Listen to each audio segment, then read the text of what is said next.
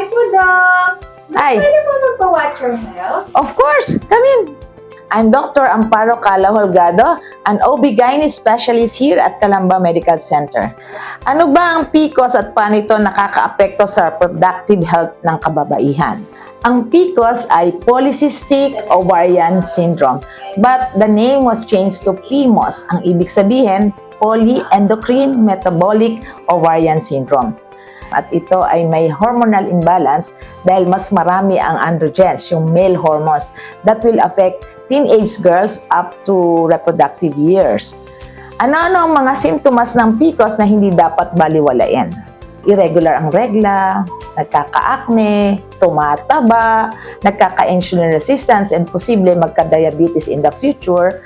At dahil hindi ka nagre-regla, pwedeng kumapal ang lining ng mattress, nagiging hyperplastic, and in the future, it can also be endometrial cancer.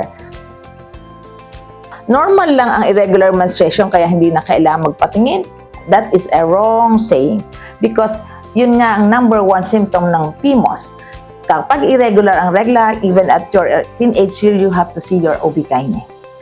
Regular na regla at healthy ng pangangatawan ay mahalaga.